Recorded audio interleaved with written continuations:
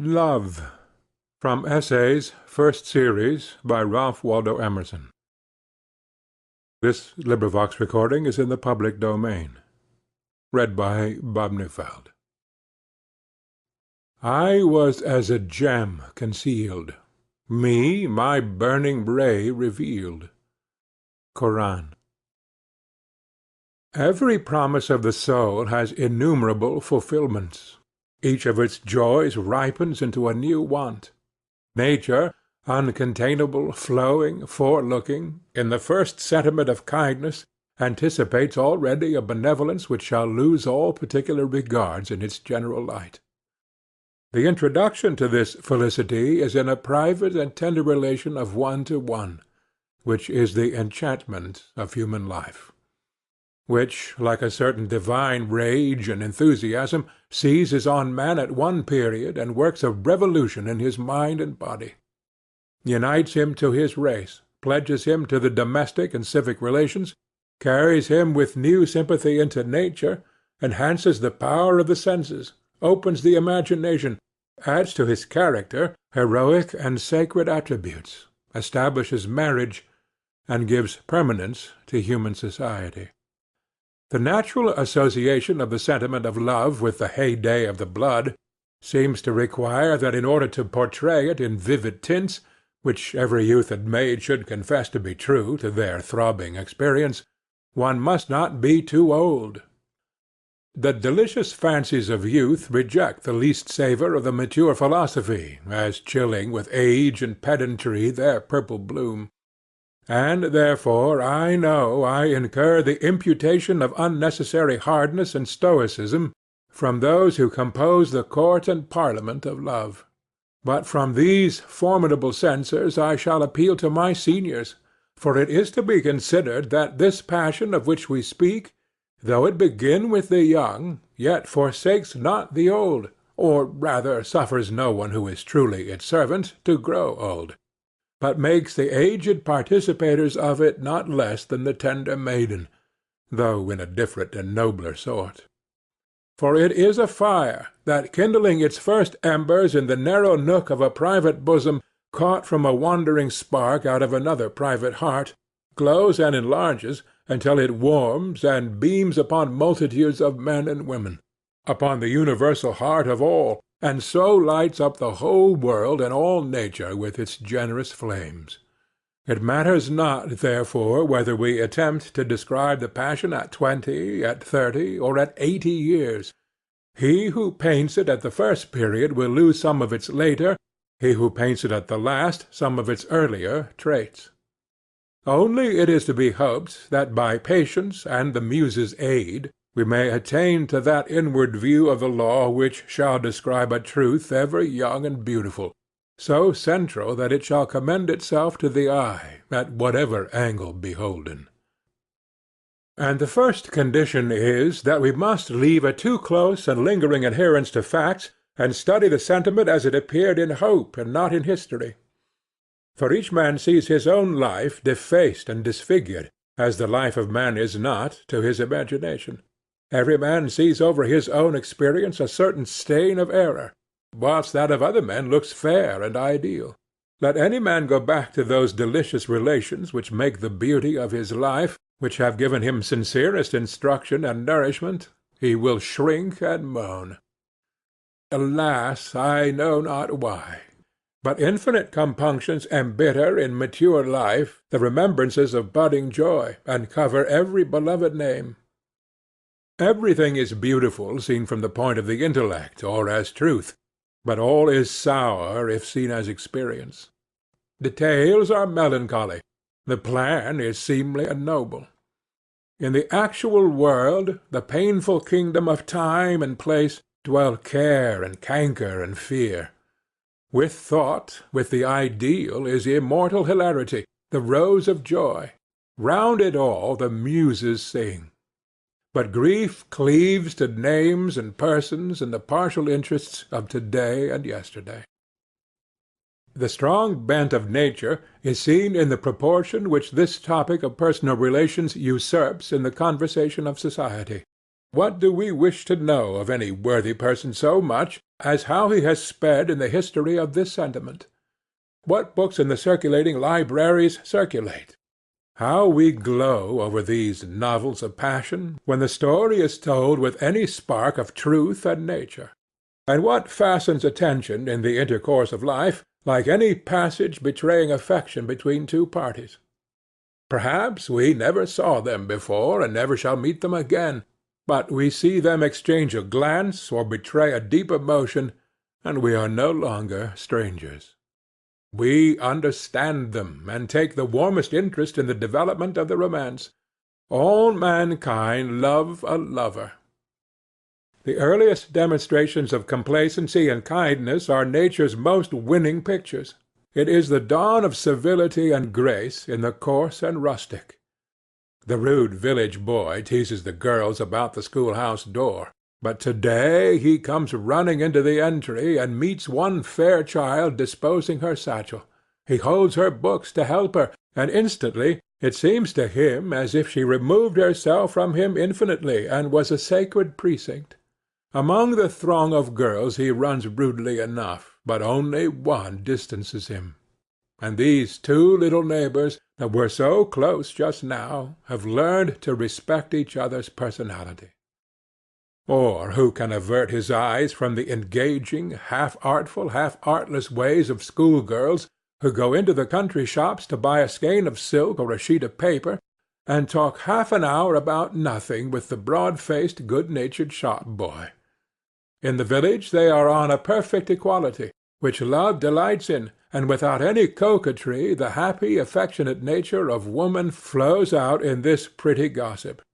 The girls may have little beauty, yet plainly do they establish between them and the good boy the most agreeable, confiding relations, what with their fun and their earnest, about Edgar and Jonas and Almira, and who was invited to the party, and who danced at the dancing school, and when the singing school would begin, and other nothings concerning which the parties cooed.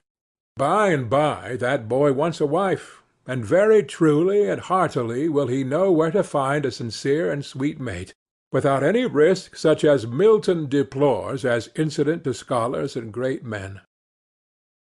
I have been told that in some public discourses of mine my reverence for the intellect has made me unjustly cold to the personal relations.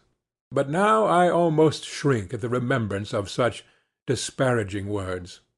For persons are love's world, and the coldest philosopher cannot recount the debt of the young soul wandering here in nature to the power of love, without being tempted to unsay, as treasonable to nature, aught derogatory to the social instincts. For though the celestial rapture falling out of heaven seizes only upon those of tender age, and although a beauty overpowering all analysis or comparison, and putting us quite beside ourselves, we can seldom see after 30 years, yet the remembrance of these visions outlasts all other remembrances, and is a wreath of flowers on the oldest brows. But here is a strange fact.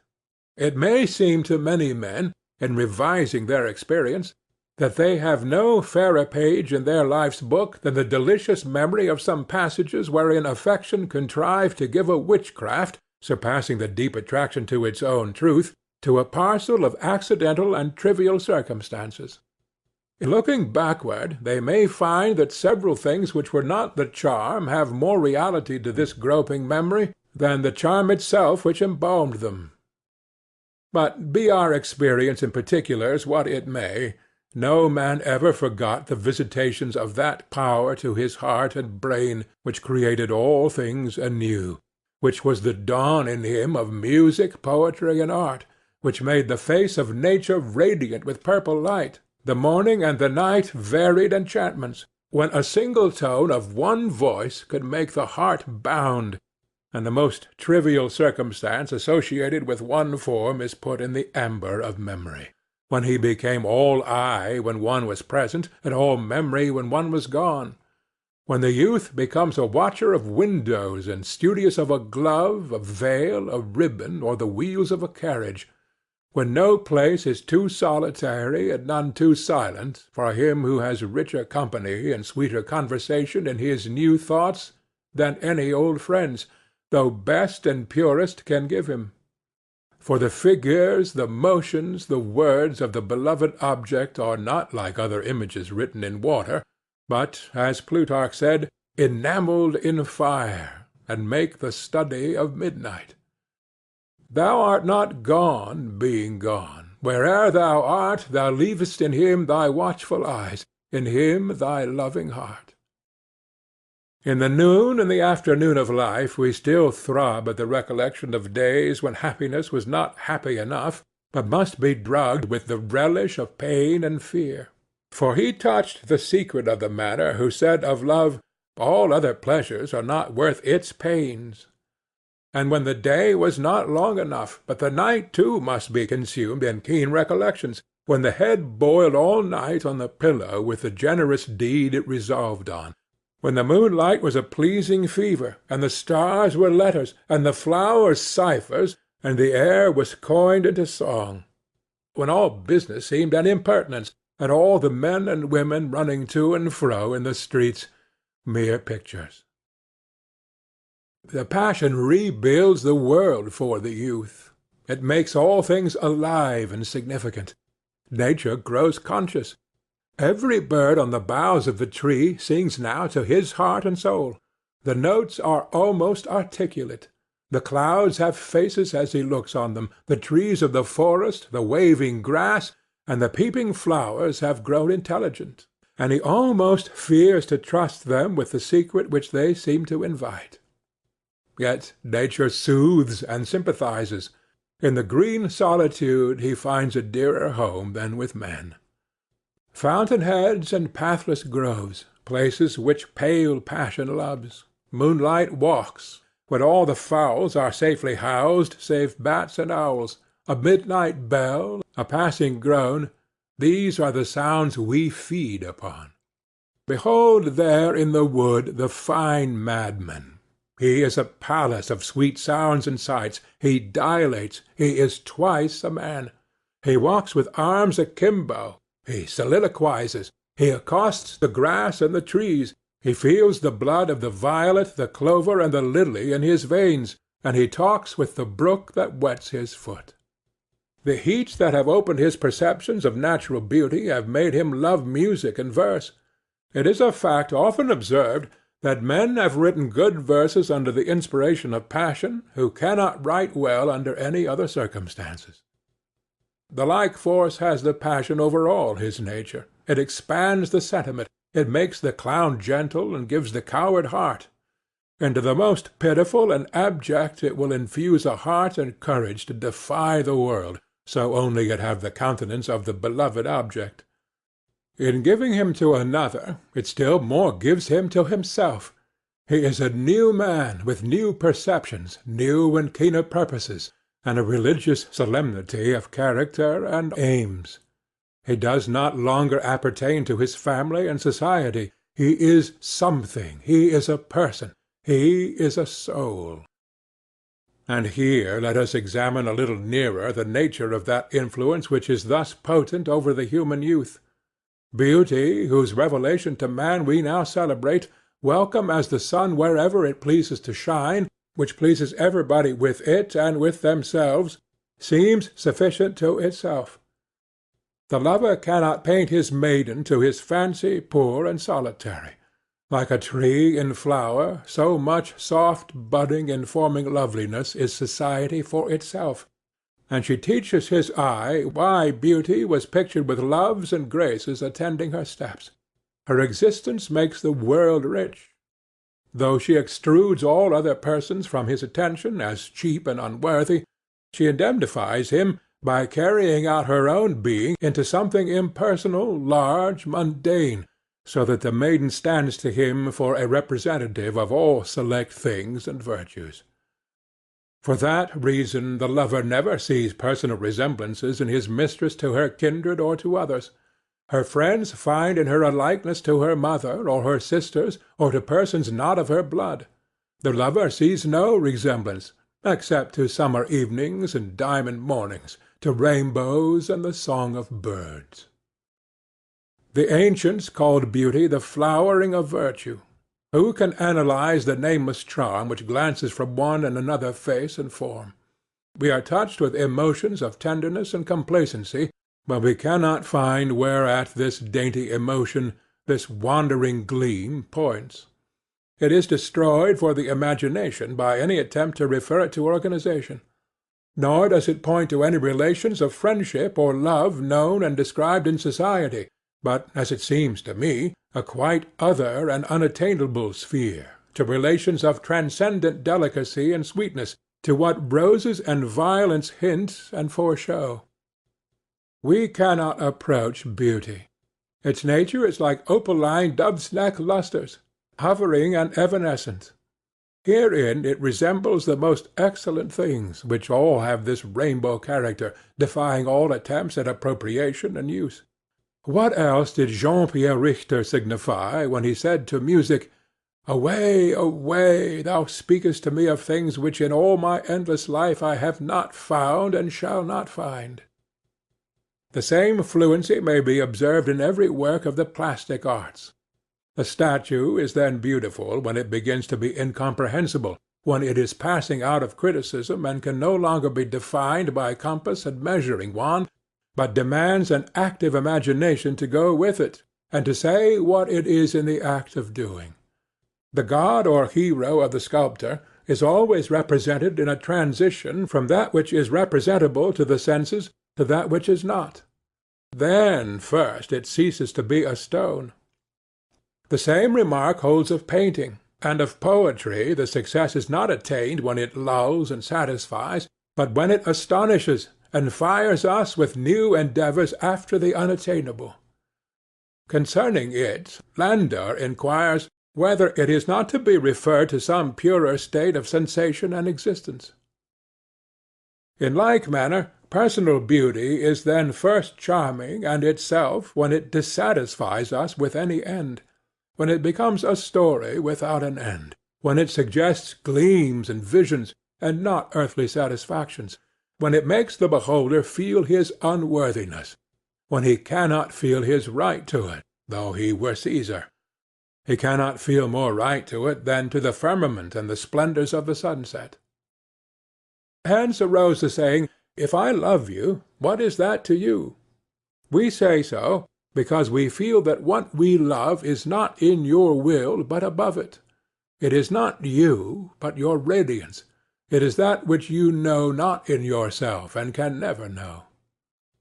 This agrees well with that high philosophy of beauty which the ancient writers delighted in, for they said that the soul of man, embodied here on earth, went roaming up and down in quest of that other world of its own out of which it came into this, but was soon stupefied by the light of the natural sun, and unable to see any other objects than those of this world, which are but shadows of real things. Therefore the Deity sends the glory of youth before the soul, that it may avail itself of beautiful bodies as aids to its recollection of the celestial good and fair. And the man beholding such a person in the female sex runs to her and finds the highest joy in contemplating the form, movement, and intelligence of this person, because it suggests to him the presence of that which indeed is within the beauty and the cause of the beauty. If, however, from too much conversing with material objects the soul was gross and misplaced its satisfaction in the body, it reaped nothing but sorrow, body being unable to fulfill the promise which beauty holds out. But if, accepting the hint of these visions and suggestions which beauty makes to his mind, the soul passes through the body, and fails to admire strokes of character, and the lovers contemplate one another in their discourse and their actions, then they pass to the true palace of beauty, more and more inflame their love of it, and by this love extinguishing the base affection, as the sun puts out the fire by shining on the hearth, they become pure and hallowed. By conversation with that which is in itself excellent, magnanimous, lowly, and just, the lover comes to a warmer love of these nobilities, and a quicker apprehension of them. Then he passes from loving them in one to loving them in all, And so is the one beautiful soul only the door through which he enters to the society of all true and pure souls. In the particular society of his mate he attains a clearer sight of any spot, any taint which her beauty has contracted from this world, and is able to point it out, and this with mutual joy that they are now able, without offence, to indicate blemishes and hindrances in each other, and to give to each all help and comfort in curing the same. And beholding in many souls the traits of the divine beauty, and separating in each soul that which is divine from the taint which it has contracted in the world, the lover ascends to the highest beauty, to the love and knowledge of the divinity, by steps on this ladder of created souls. Something like this have the truly wise told us of love in all ages. The doctrine is not old, nor is it new. If Plato, Plutarch, and Apuleius taught it, so have Petrarch Angelo and Milton. It awaits a truer unfolding in opposition and rebuke to that subterranean prudence which presides at marriages with words that take hold of the upper world, whilst one eye is prowling in the cellar, so that its gravest discourse has a savour of hams and powdering tubs. Worst, when this sensualism intrudes into the education of young women, and withers the hope and affection of human nature, by teaching that marriage signifies nothing but a housewife's thrift, and that woman's life has no other aim. But this dream of love, though beautiful, is only one scene in our play. In the procession of the soul from within outward, it enlarges its circles ever, like the pebble thrown into the pond, or the light proceeding from an orb. The rays of the soul alight first on things nearest, on every utensil and toy, on nurses and domestics, on the house and yard and passengers, on the circle of household acquaintance, on politics and geography and history. But things are ever grouping themselves according to higher and more interior laws. Neighborhood, size, numbers, habits, persons, lose by degrees their power over us. Cause and effect, real affinities, the longing for harmony between the soul and the circumstance, the progressive idealizing instinct, predominate later, and the step backward from the higher to the lower relations is impossible. Thus even love, which is the deification of persons, must become more impersonal every day. Of this at first it gives no hint. Little think the youth and maiden who are glancing at each other across crowded rooms with eyes so full of mutual intelligence of the precious fruit long hereafter to proceed from this new, quite external stimulus. The work of vegetation begins first in the irritability of the bark and leaf buds. From exchanging glances they advance to acts of courtesy, of gallantry, then to fiery passion, to flighting troth and marriage. Passion beholds its object as a perfect unit. The soul is wholly embodied, and the body is wholly ensouled. Her pure and elegant blood spoke in her cheeks, and so distinctly wrought that one might also say her body thought. Romeo, if dead, should be cut up into little stars to make the heavens fine. Life with this pair has no other aim, asks no more than Juliet, than Romeo. Night, day, studies, talents, kingdoms, religion, are all contained in this form full of soul, in this soul which is all form. The lovers delight in endearments, in avowals of love, in comparisons of their regards. When alone, they solace themselves with the remembered image of the other. Does that other see the same star, the same melting cloud, read the same book, feel the same emotion, that now delight me? They try and weigh their affection, and adding up costly advantages, friends, opportunities, properties, exult in discovering that willingly, joyfully, they would give all as ransom for the beautiful, the beloved head, not one hair of which shall be harmed. But the lot of humanity is on these children. Danger, sorrow, and pain arrive to them as to all. Love prays. It makes covenants with eternal power in behalf of this dear mate.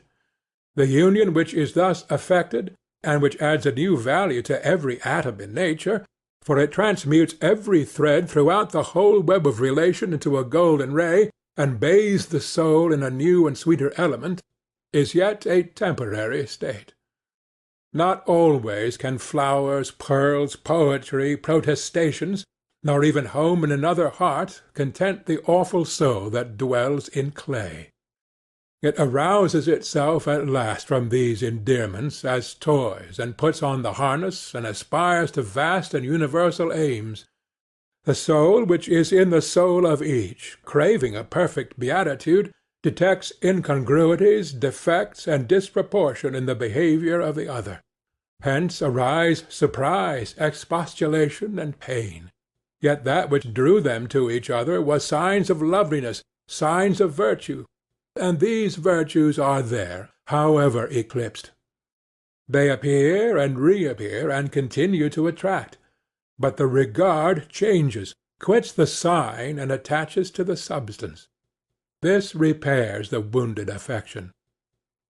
Meantime, as life wears on, it proves a game of permutation and combination of all possible positions of the parties, to employ all the resources of each, and acquaint each with the strength and weakness of the other.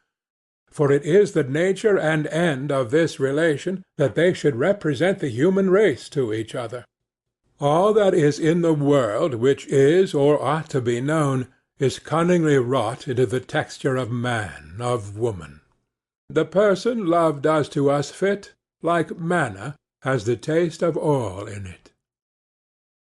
The world rolls, the circumstances vary each hour. The angels that inhabit this temple of the body appear at the windows, and the gnomes and vices also. By all the virtues they are united. If there be virtue, all the vices are known as such. They confess and flee. Their once flaming regard is sobered by time in either breast, and losing in violence what it gains in extent, it becomes a thorough good understanding. They resign each other without complaint to the good offices which man and woman are severally appointed to discharge in time, and exchange the passion which once could not lose sight of its object for a cheerful disengaged furtherance, whether present or absent, of each other's designs. At last they discover that all which at first drew them together, those once sacred features, that magical play of charms, was deciduous, had a prospective end, like the scaffolding by which the house was built, and the purification of the intellect and the heart from year to year is the real marriage, foreseen and prepared from the first, and wholly above their consciousness.